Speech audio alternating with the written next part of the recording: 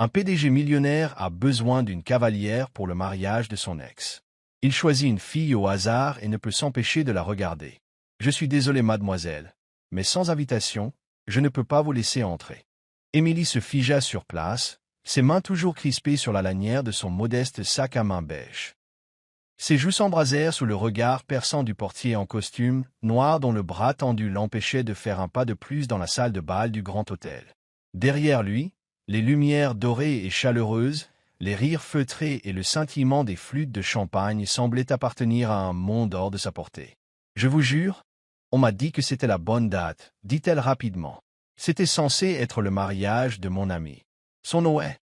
Je comprends, dit le portier, son regard la dépassant déjà. Mais nous travaillons à partir d'une liste. Si votre nom n'y figure pas, il ne s'agit pas du nom, laissa-t-elle échapper. Je pense que je me suis simplement trompé de date. Je croyais que c'était le week-end prochain. Cela expliquerait la confusion, répondit-il, essayant d'être poli mais lui faisant clairement signe de s'écarter. Il vous faudra revenir lorsque l'événement auquel vous étiez invité aura effectivement lieu. Émilie soupira et commença à se tourner, mortifiée. Puis, derrière eux, une voix grave trancha le malaise comme une lame. « Elle est avec moi. » Le portier se retourna brusquement. Émilie cligna des yeux, surprise. À quelques pas de là se tenait un homme de grande taille dans un costume bleu marine à la coupe impeccable, col ouvert, sans cravate, les cheveux parfaitement décoiffés. Ses yeux, gris, froids, indéchiffrables, n'étaient pas fixés sur le portier mais directement sur elle. « Yeah. Je vous demande pardon ?» demanda le portier. Jake Bennett, PDG milliardaire, fit un pas en avant. Il ajusta le poignet de sa veste, puis regarda Émilie, puis de nouveau l'homme. « Elle est ma cavalière. » Les yeux d'Émilie s'écarquillèrent. « Quoi ?» Jake se plaça à côté d'elle et se pencha juste assez pour qu'elle l'entende murmurer. « Faites semblant d'être ma cavalière. Je vous expliquerai plus tard. » Émilie le dévisagea. Son cerveau peinait à suivre. « Dis non, pensa-t-elle. C'est de la folie. » Mais la chaleur des regards derrière elle, la foule grandissante et l'absurdité totale de la situation lui opprimèrent la poitrine comme un défi. « D'accord, » chuchota-t-elle en retour. Jake se tourna vers le portier avec un signe de tête. « Nous entrons. » L'homme hésita, puis s'écarta. « Bien sûr, monsieur Bennett. Mes excuses. » Émilie n'eut pas le temps de demander qui il était. La main de Jake se posa au creux de ses reins, doucement mais fermement, et la guida vers l'avant. Ils franchirent ensemble les immenses portes dorées, entrant dans la salle de réception juste au moment où un quatuor à cordes entamait un autre morceau. À l'intérieur, les invités se tournèrent pour regarder. Émilie sentit les regards se poser sur elle comme des flocons de neige, froids, silencieux, s'accumulant. Elle ne portait pas de vêtements de créateur. Ses chaussures étaient éraflées aux talons. Elle tenait toujours un paquet emballé dans du papier sous un bras, un cadeau qu'elle avait apporté pour le mariage de quelqu'un d'autre. « Êtes-vous toujours aussi impulsif ?» murmura-t-elle. J'ai eu un petit rire, grave et suave. « Seulement quand je suis acculé. Avez-vous vraiment simplement adopté une cavalière ?»« J'ai sauvé une invitée de l'embarras, » répondit-il, « et je me suis épargné d'entrer ici seul. » Émilie risqua un regard vers lui. Il n'avait pas l'air troublé.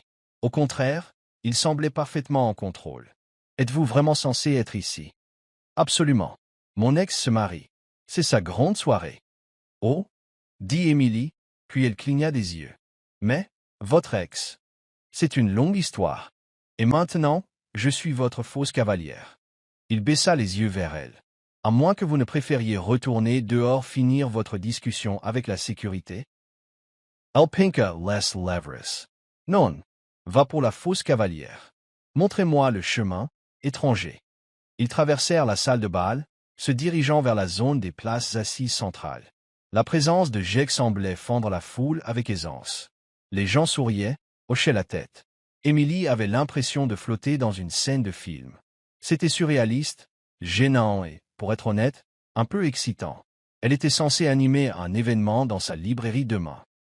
Au lieu de cela, elle venait de s'écraser dans les bras d'un homme qui semblait tout droit sorti d'une couverture de magazine. « Au fait, » dit-il en la guidant vers une paire de chaises vides. « Quel est votre nom ?»« Émilie, » répondit-elle. « Enchantée de vous rencontrer, Émilie. Je suis Jake. »« J'avais deviné, » dit-elle sèchement. Vous avez l'air de quelqu'un qui n'a pas besoin de badge nominatif. Il sourit. Et pour la première fois ce soir-là, elle aussi. Dès qu'ils trouvèrent un coin tranquille près de l'arche florale à l'autre bout de la salle de bal, Émilie expira comme si elle avait retenu son souffle depuis l'ouverture des portes. Le tintement des verres et le doux bourdonnement des cordes les entouraient, mais tout semblait lointain. Son attention était fixée sur l'homme à côté d'elle. Alors, dit-elle en ajustant la bretelle de sa robe, « Je suppose que nous sommes un faux couple maintenant. » Jaque la regarda, amusé. On dirait bien. On improvise, ou on va, vous savez, s'investir dans l'illusion. Il se tourna complètement vers elle, les mains dans les poches. Bonne remarque. Mettons notre histoire au point. Comment nous sommes-nous rencontrés? Émilie tapota son menton du doigt, réfléchissant. La livraille. J'étais dans la section poésie. Vous avez renversé une pile de biographies en essayant d'attraper quelque chose. J'ai qu'un sourire en coin. Ça ressemble plus à quelque chose que vous feriez. Très bien. J'ai renversé la pile. Vous avez proposé de m'aider à les ramasser. Nous avons commencé à parler. Et vous m'avez trouvé charmant et mystérieux. Émilie leva les yeux au ciel. Vous m'avez invité à prendre un café parce que j'avais l'air de quelqu'un qui connaissait la différence entre Miles Davis et John Coltrane. Jake Lausa, des fans de jazz. J'aime ça. Il tendit la main avec une formalité feinte. Jake Bennett, PDG, amateur de jazz. Héros du rayon poésie. Elle la lui serra en souriant.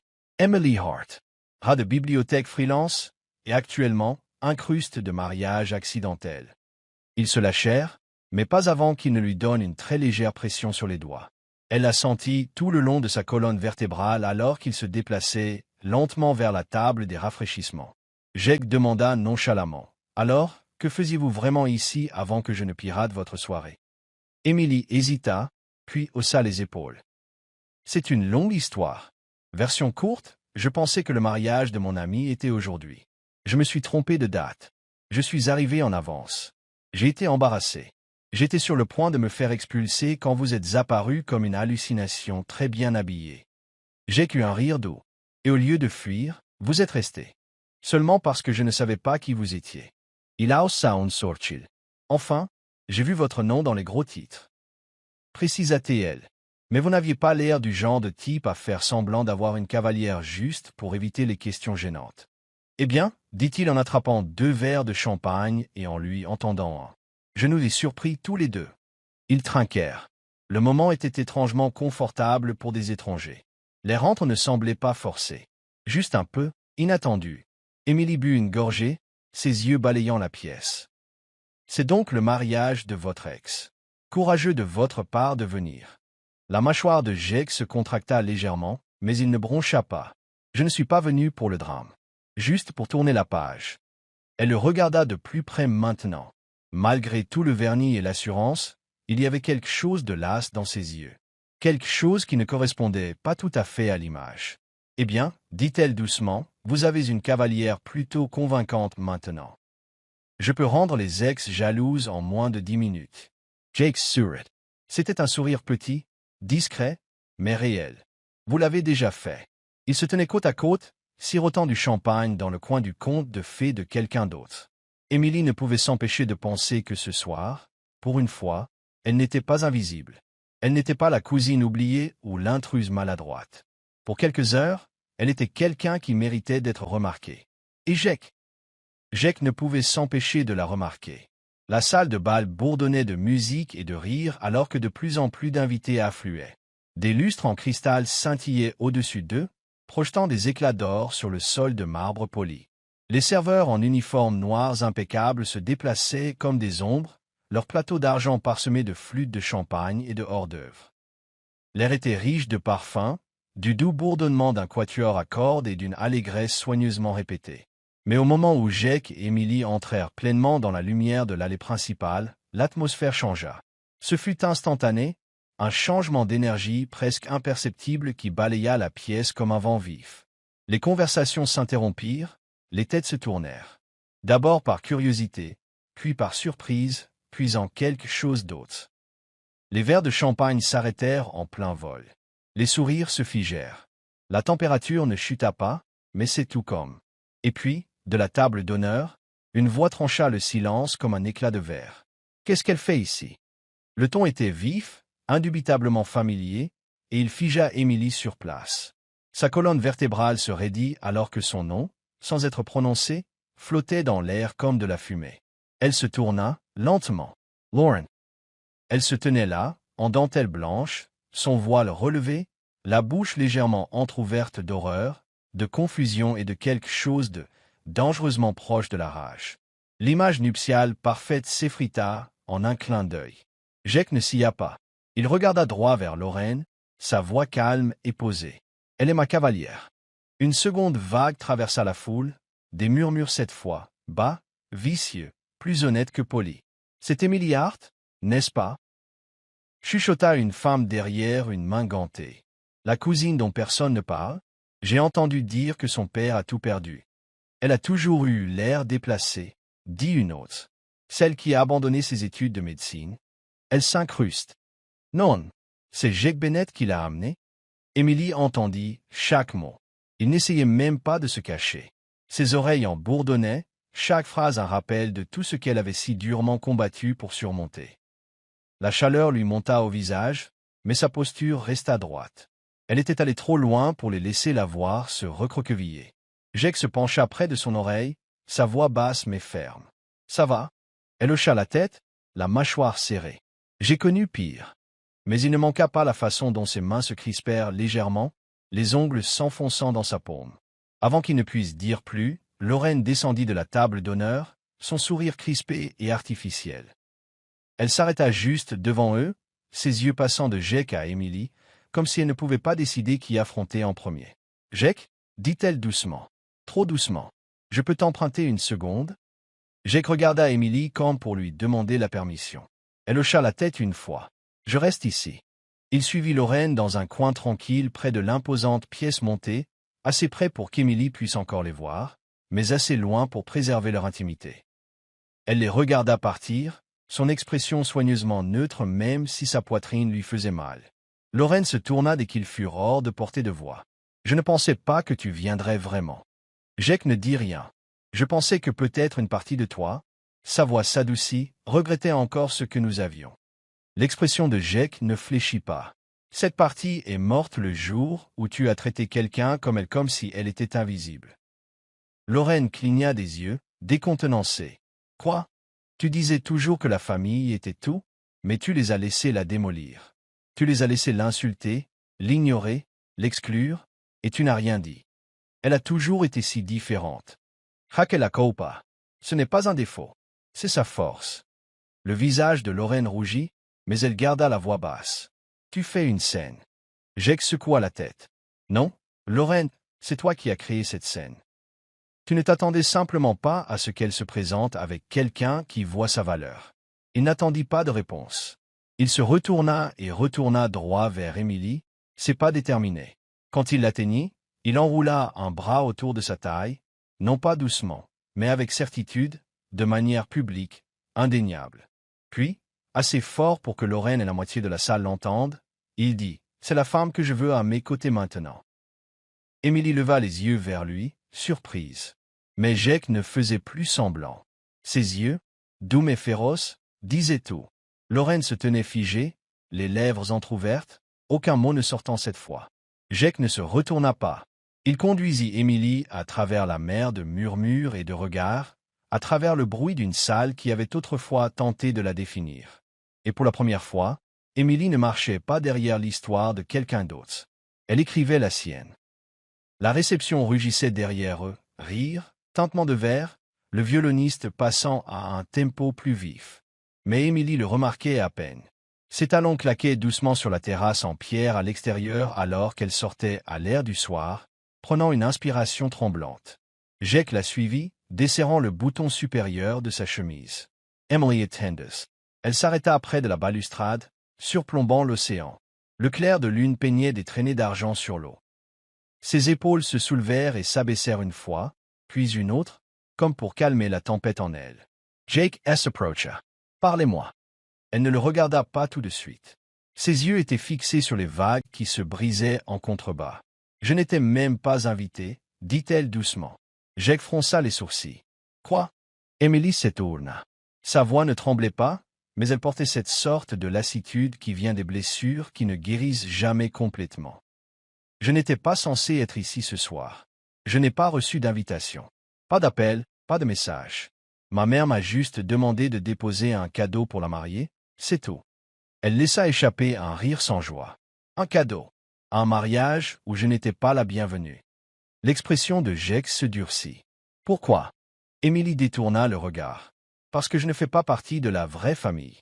C'est ce qu'il disait. Mon père a tout perdu dans une faillite quand j'avais 12 ans. Le divorce a suivi. Ma mère m'a élevé seule. Pas de country club, pas de voyage de ski annuel. Juste moi, elle et les factures. Jake resta silencieux, à l'écoute.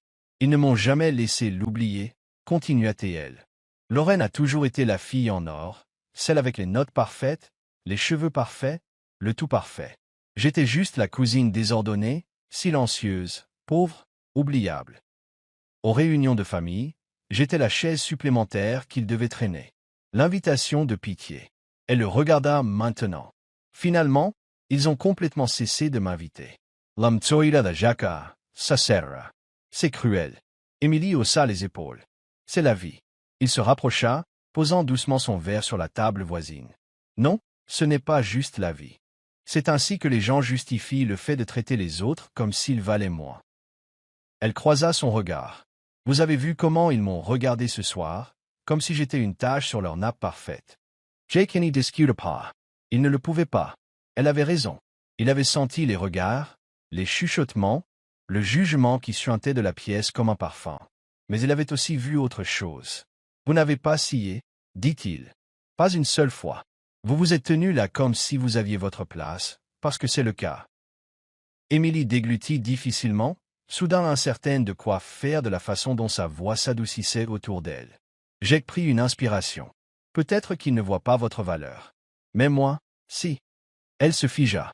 Vous auriez pu partir. Vous auriez pu vous cacher. Mais au lieu de ça, vous êtes resté. Vous vous êtes tenu à mes côtés. Vous avez gardé la tête haute devant des gens qui ne vous ont jamais donné une place à leur table. Sa voix s'abaissa, sincère et grave. Cela demande plus de force que n'importe qui dans cette salle de bal n'en a jamais montré. Émilie cligna rapidement des yeux, essayant de chasser la piqûre dans ses yeux. Pourquoi est-ce que ça signifie autant venant de vous? Jake la regarda, sans scier. Parce que je sais ce que c'est que d'être entouré de gens qui applaudissent quand vous réussissez, mais qui disparaissent quand vous tombez. J'ai vécu dans des pièces pleines d'applaudissements et je me suis senti complètement seul. Et ce soir, je ne l'étais pas. Un silence s'étira entre eux, calme, épais de quelque chose d'inexprimé. Émilie s'approcha, sa voix plus douce. Vous n'êtes pas comme je le pensais. La bouche de Jake se courba en quelque chose entre un sourire en coin et un vrai sourire. Vous non plus. Elle inclina la tête. Et maintenant, que fait-on, monsieur le PDG? Jake tendit lentement la main. Maintenant, nous retournons à l'intérieur. En tant qu'égaux. Émilie hésita, puis glissa ses doigts dans les siens. Charts, Firms. Ils retournèrent dans la lumière, ne faisant plus semblant. Et cette fois, il ne s'agissait pas de rendre qui que ce soit jaloux. Il s'agissait de se tenir à côté de quelqu'un qui, enfin, la voyait. La salle de bal rayonnait de rires et de tintements de verre alors que les toasts étaient portés pour la 3e fois de la soirée. Émilie était assise tranquillement à côté de Jake, les mains jointes sur ses genoux, son sourire poli mais distant. De l'autre côté de la table, le regard scrutateur s'était aiguisé. Vous savez, dit soudain une femme dans une robe parsemée de perles, se penchant en avant avec son verre de vin incliné, c'est touchant, vraiment. Jusqu'où certaines filles sont prêtes à aller pour se faire remarquer. Émilie leva les yeux, surprise. Le sourire de la femme n'atteignait pas ses yeux.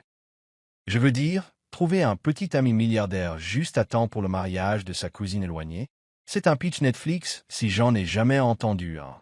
Quelques rires feutrés fusèrent d'autres invités. Une autre voix se joignit, plus basse mais plus cruelle. Elle a toujours su choisir ses moments. Toujours à observer, toujours à attendre sa chance. La gorge d'Emily s'asserra. Elle jette un coup d'œil vers Jake, ne sachant pas si elle devait répondre ou simplement quitter la table. Avant qu'elle ne puisse décider, Jake se leva. Le grincement de sa chaise résonna à travers la table. La musique continuait de jouer, mais l'attention de la salle se déplaça tranquillement. Jake posa une main doucement sur l'épaule d'Emily, l'autre reposant sur le dossier de sa chaise. Sa voix était basse, calme, mais portée comme le tonnerre. « Faites attention à ce que vous dites. » dit-il en regardant directement la femme aux perles. « Vous insultez la femme que j'aime. » La table tomba dans le silence. « Look her, dit Emily Martella, S.A. Poitrin. » C'était pour de faux, n'est-ce pas? Mais Jake ne sia pas, ne fléchit pas. Les mots flottaient entre eux, lourds et électriques. Personne n'osa parler. Même les serveurs ralentirent en passant. Jake se pencha légèrement plus près, et bien qu'il ne s'adressât plus à personne en particulier, sa voix était pour Emily seule.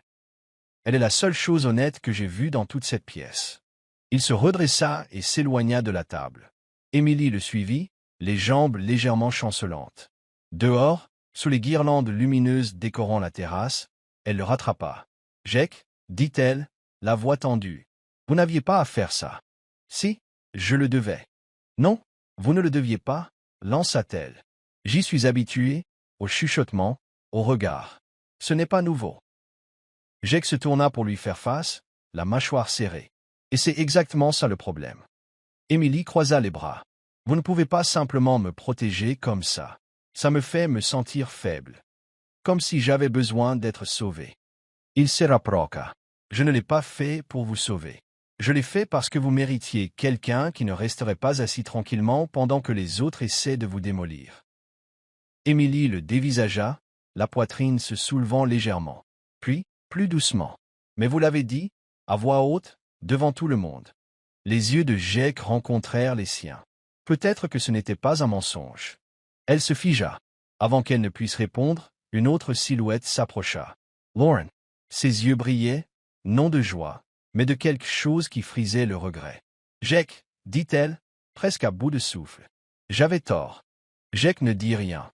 « J'ai laissé les gens me dissuader de nous, » continua Lauren. « J'ai laissé l'orgueil et l'image prendre le dessus. Peut-être qu'il n'est pas trop tard. » Jake la regarda un long moment, pas en colère, juste immobile. « Il n'est pas trop tard pour que tu deviennes meilleur, » dit-il doucement. « Mais il est bien trop tard pour que je revienne. » Lauren cligna des yeux, piqué au vif. Jake se détourna sans un mot de plus. Il retourna vers Emily, qui n'avait pas bougé. Il lui prit la main sans hésitation cette fois, et quand leurs yeux se rencontrèrent, il n'y avait plus de faux-semblants. La salle derrière eux devint floue. Une seule vérité subsistait entre eux maintenant. Ils ne jouaient plus la comédie. L'air nocturne était vif, mêlé de l'odeur du sel de l'océan et des gardénias en fleurs. Les rires de la salle de bal derrière eux s'estompèrent alors que Jake et Emily s'éloignaient sur le chemin de pierre, serpentant à travers les jardins éclairés par la lune de l'hôtel. Aucun d'eux ne parla, au début. Leurs pas résonnaient doucement sur le sentier.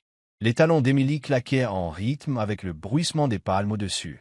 La veste de Jake était maintenant drapée sur ses épaules, sa cravate desserrée, les mains dans les poches.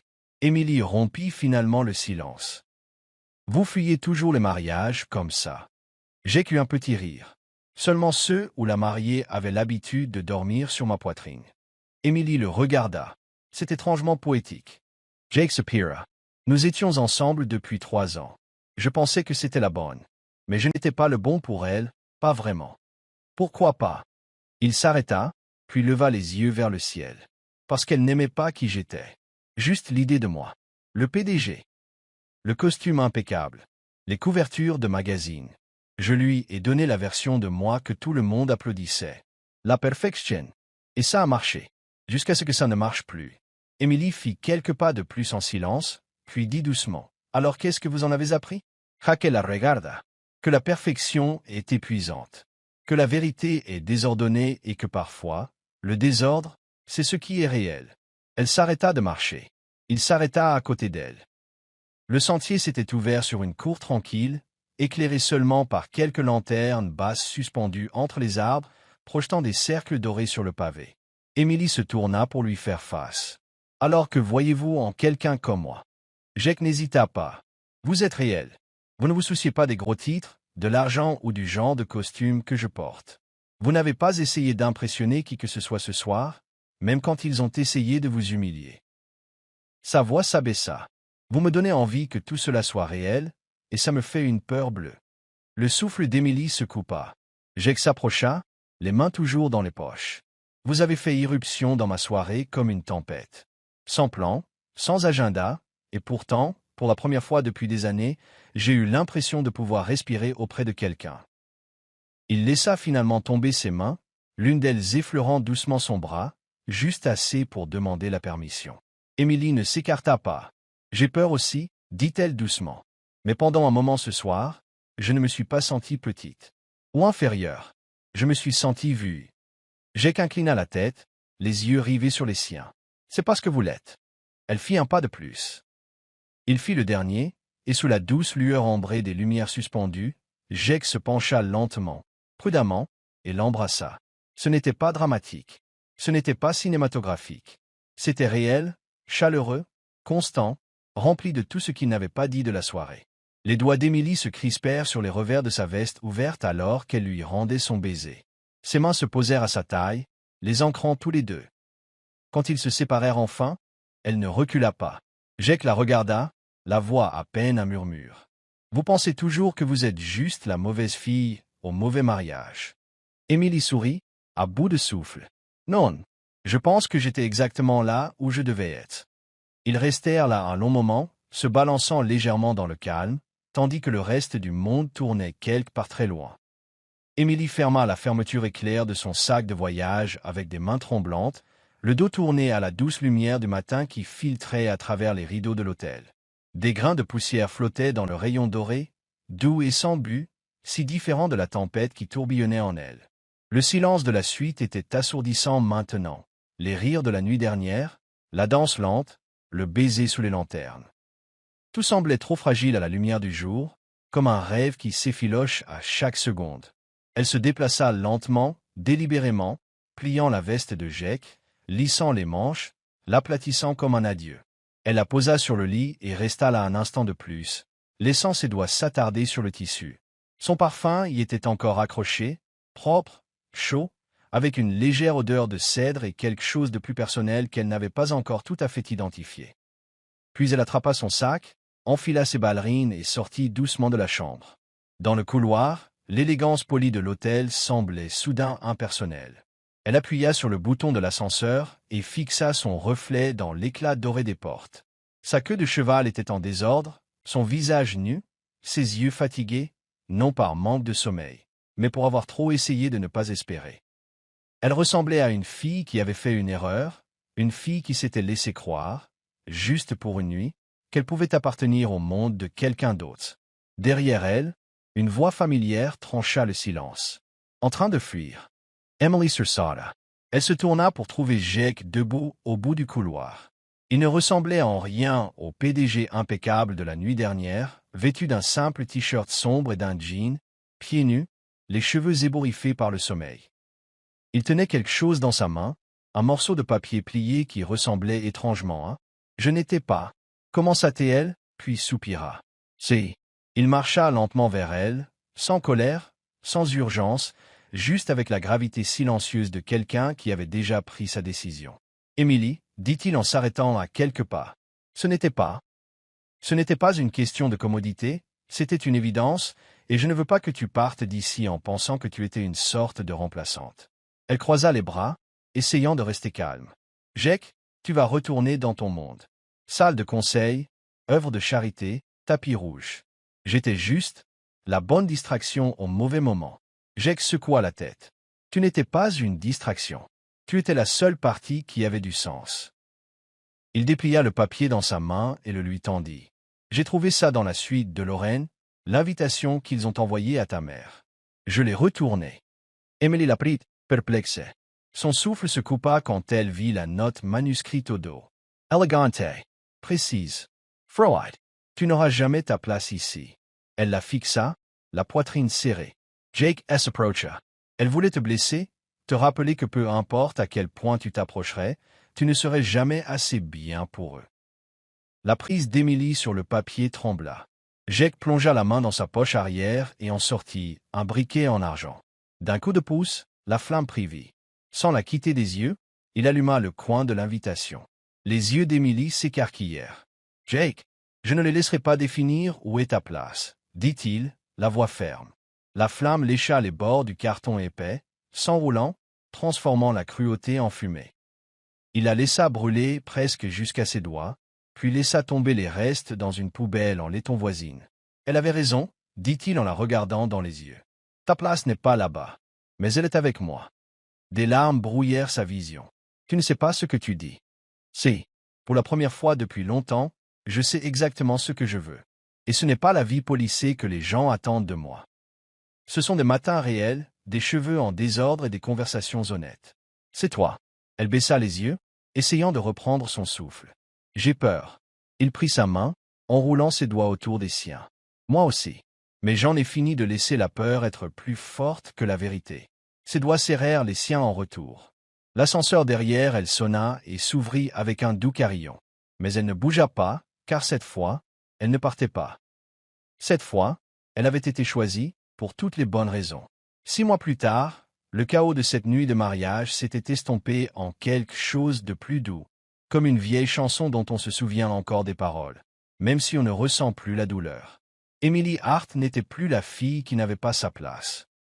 Elle était maintenant la directrice de la communication de la Fondation Bennett, une organisation à but non lucratif que Jake avait discrètement lancée en mémoire de sa défunte sœur. Elle se concentrait sur l'accès à l'éducation et le développement communautaire, et Emily l'avait fait vivre d'une manière que Jake n'aurait jamais imaginée.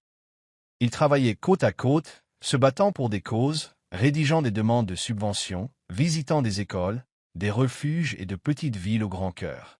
Et quelque part entre les aéroports et les rapports de terrain, entre les rires dans les halls d'hôtels et les disputes sur le ton des messages, leur amour s'approfondit, non pas rapidement, mais réellement. Maintenant, ils étaient en Équateur, visitant une école que la Fondation avait reconstruite après une inondation. Émilie se tenait dans la cour, les manches retroussées, discutant avec les enseignants locaux et prenant des photos avec des enfants qui s'accrochaient à ses bras comme des lianes. Jake l'observait de l'autre côté de la cour. Elle était radieuse, couverte de poussière et de soleil. Quand elle se tourna enfin et croisa son regard, il hocha légèrement la tête. « Viens marcher avec moi », dit-il en désignant le sentier bordé d'arbres juste au-delà de la cour de l'école. Elle sourit et le rejoignit, s'essuyant les mains sur son jean. Ils marchèrent en silence pendant un moment, leurs doigts s'effleurant de temps en temps, jusqu'à ce que Jake sorte un petit sac en velours de son sac. « Je voulais te rendre ça depuis un moment, » dit-il. Émilie fronça légèrement les sourcils alors qu'il le lui tendait. Elle l'ouvrit et se figea.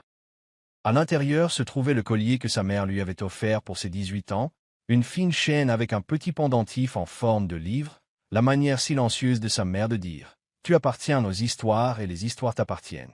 Elle l'avait perdu il y a 2 ans, pensant l'avoir laissé dans un train ou qu'il avait glissé derrière une commode lors d'un déménagement. Sa voix se brisa. « Common as to.